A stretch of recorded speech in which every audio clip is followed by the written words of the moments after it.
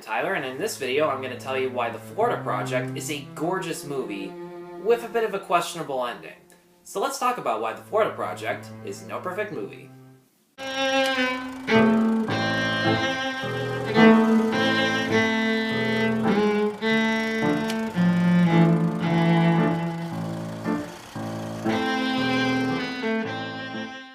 So The Florida Project takes place in an extended stay motel called the Magic Castle, and it chronicles the day-to-day lives of the guests, mainly two kids named Mooney and Scooty, their single mothers, and the hotel manager Bobby, played by Willem Dafoe.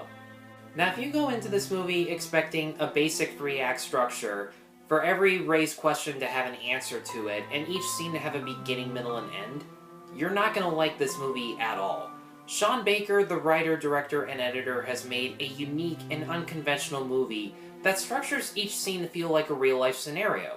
Some scenes last for only several seconds and are just two characters sitting in awkward silence, and some scenes are more drawn-out, heated conversations that you're not sure how long will last.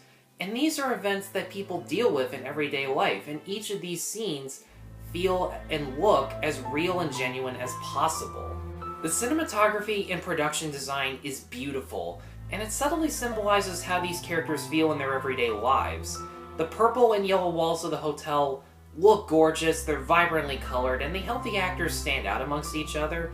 But one thing that I actually looked up in regards to how people feel about certain colors is that purple and yellow are usually associated with things like luxury and happiness, things that these characters don't have in their lives.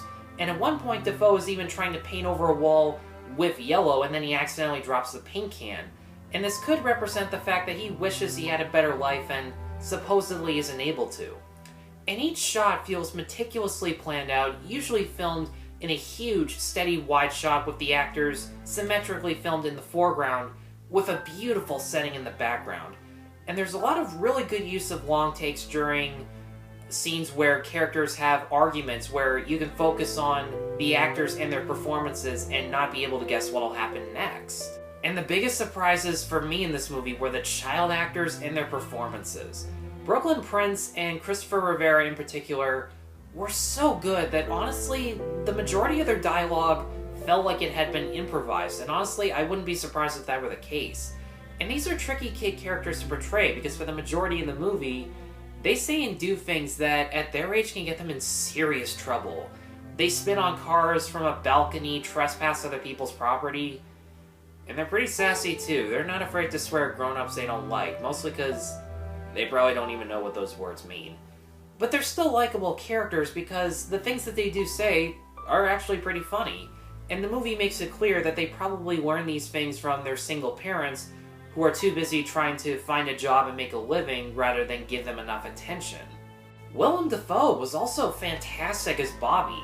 He has an equal amount of frustration towards the guests and their children whenever they cause him trouble, like being late on their rent or damaging the hotel, but at the same time, if he thinks that these people are at risk of getting hurt by others, he's more than willing to defend them because he doesn't want to hate these people. He wants to keep the peace in the hotel, especially in one scene where he spots a pedophile trying to hang out with the other kids of the hotel. That scene was so drawn out and so well acted on Dafoe's part that it was honestly my favorite scene in the movie just because of how intense it was. I have two issues with the movie, one major and one minor. The minor complaint is that because the pacing is different in each scene for it to feel more realistic, there are some scenes that I felt could have been either more drawn out or cut short, especially these really repetitive scenes of just the main girl Mooney sitting in a bathtub playing with her dolls, which nowadays just feels a little bit more awkward. And the main problem that I originally had with the movie, and is probably going to piss a lot of people off, is the ending. And personally, I'm kind of split on it, because on the one hand, it's not meant to be taken literally at all. It is just the main character's fantasy. And after spending a little bit of time walking around and thinking about it, asking certain questions on what it could mean, I realized that there was actually some clever foreshadowing earlier on in the movie that I hadn't picked up on, and I began to respect the ending a little bit more. But I still felt a little bit frustrated and ripped off because, since it is a person's fantasy, it does feel like a complete 360 from the tone of the rest of the movie, where it was so grounded and authentic. And if I'm being completely honest, I'm not sure if this main character's fantasy should really be glorified, because without giving anything away, in the real world, her situation is going to get better. She just doesn't know it.